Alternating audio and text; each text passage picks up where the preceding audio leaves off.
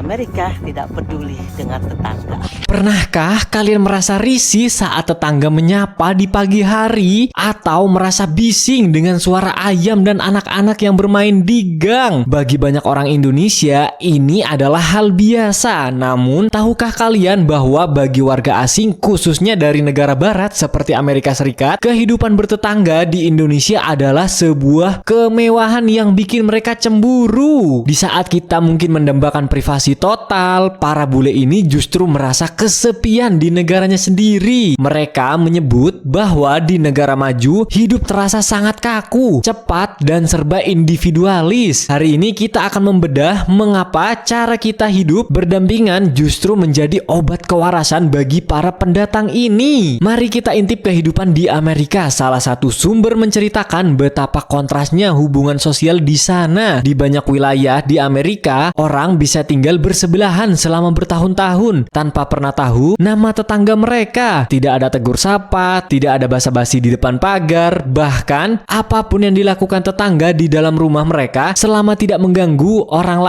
lain benar-benar tidak peduli. Karena kurangnya interaksi di lingkungan rumah, warga di sana harus mencari komunikasi sendiri secara spesifik untuk bisa merasakan interaksi sosial. Tanpa itu, kalian benar-benar hidup sendiri di tengah keramaian. Mungkin bagi kita, hidup tanpa gibah tetangga itu terdengar nyaman, tapi bagi mereka rasa tidak peduli ini menciptakan tembok yang sangat dingin dalam kehidupan bermasyarakat. Hal pertama yang membuat bule terkejut saat tinggal di Indonesia adalah suaranya. Di Amerika, rumah-rumah di area suburban biasanya dibangun berjauhan, namun di Indonesia rumah kita sangat berdekatan. Dari dapur kita mungkin bisa melihat jendela tetangga atau mendengar suara anak mereka menangis. Menariknya, seorang bule menceritakan bahwa suara-suara pagi di Indonesia sangatlah memuaskan bagi mereka. Suara ayam berkokok, tetangga yang menyetel musik, hingga bunyi sapu lidi di halaman rumah dianggap sebagai melodi kehidupan yang tidak ditemukan di Amerika. Bagi mereka, suasana kampung yang ramai ini bukanlah kebisingan yang mengganggu, melainkan sebuah ketenangan yang hidup. Semua interaksi kecil itu membuat mereka merasa waras dan terhubung dengan dunia luar. Ini adalah salah satu bukti betapa hangatnya masyarakat kita. Seorang pelancong asing bercerita bagaimana dia dibawa ke sebuah desa kecil dan diterima seperti keluarga sendiri oleh orang tua temannya. Mereka tidak hanya diberi tempat tinggal, tapi juga dipinjami motor hingga dimasakkan makanan setiap hari oleh ibu dan teman tersebut. Hal seperti ini sangat langka di negara mereka. Di Indonesia, orang asing pun bisa merasa memiliki orang tua asuh hanya dalam waktu singkat karena sifat ramah tamah kita yang alami. Ada juga pelajaran tentang kesederhanaan, melihat orang-orang di desa bisa hidup bahagia, rukun, dan mencapai usia lanjut. Bahkan ada yang mencapai 100 tahun, membuat para bule sadar bahwa hidup bersahaja dan hubungan sosial yang erat adalah kunci umur panjang. Satu hal lagi yang sering kita keluhkan tetapi disukai bule, yaitu keberadaan warung. Seorang ibu asal Amerika yang tinggal di Indonesia merasa hidupnya jauh lebih mudah di sini. Mengapa? Karena di Amerika area perumahan biasanya dipisahkan sangat jauh dari area komersial atau toko. Jika mereka kehabisan telur atau susu, mereka harus melakukan produksi besar-besaran, menyiapkan anak-anak ke kursi bayi di mobil, lalu berkendara selama 10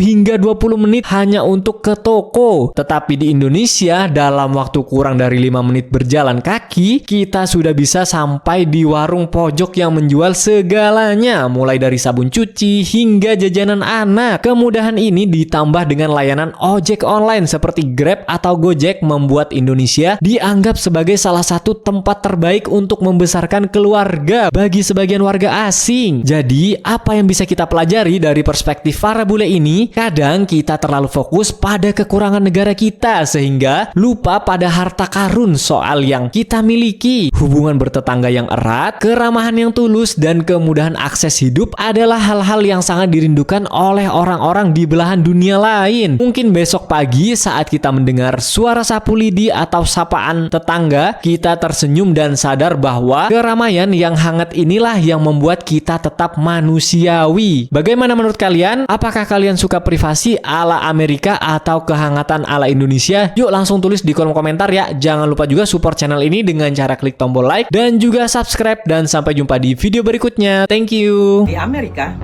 tidak mengenal tetangga. Ini depan rumah saya, saya dulu. Depan rumah saya nih, Des, saya tidak kenal siapa dia. Karena kami tidak tahu dia mau telanjang ke, mau apa ke, ngapain, kita nggak tahu. In this videos, I will show you a bit from my life here in Indonesia. I arrived 3 days ago in Jakarta, and a local texted me like half a year ago if I want to travel with him in Indonesia for free. He wants to pay for everything and wants to show me like the beautiful sides of Indonesia.